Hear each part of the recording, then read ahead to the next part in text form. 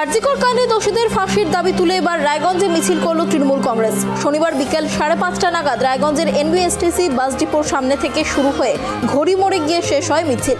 এদিনের মিছিলে উপস্থিত ছিলেন তৃণমূলের জেলা সভাপতি কানাইয়ালাল আগরওয়াল, মহিলা তৃণমূল কংগ্রেসের জেলা সভানেত্রী চৈতালি ঘোষ সাহা, রায়গঞ্জের বিধায়ক কৃষ্ণ কল্যাণী, রায়গঞ্জের পুর প্রশাসক সন্দীপ বিশ্বাস সহ অন্যান্যরা। আমরা এখানে রায়গঞ্জ শহর তৃণমূল কংগ্রেসের পক্ষ থেকে একটা প্রতিবাদ মিছিলের আয়োজন করেছি।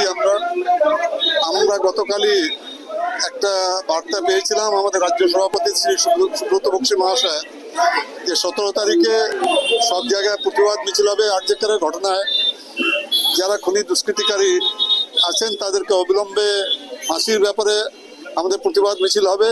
তার পাশাপাশি 14 তারিখে রাত্রেবেলা যে হাসপাতালের প্রপার্টিগুলো ভাঙচুর করা হলো সেটাতে যারা তারা জড়িয়ে আছে তাদেরও শাস্তি চাই। এই দুটা আমাদের দাবি ছিল। এই দুটো দাবি নিয়েই আজকে আমাদের এখানে রায়গঞ্জে আমরা প্রতিবাদ মিছিল করেছি। আগামীকাল আবার রাজ্য সভাপতির নির্দেশেই সব জায়গায় অবস্থান ধর্মঘট হবে সকাল 10টা থেকে 5টা পর্যন্ত। আমাদের দাবি একটাই, খুনি ধর্ষণকারীদের ফাঁসি দিতে হবে।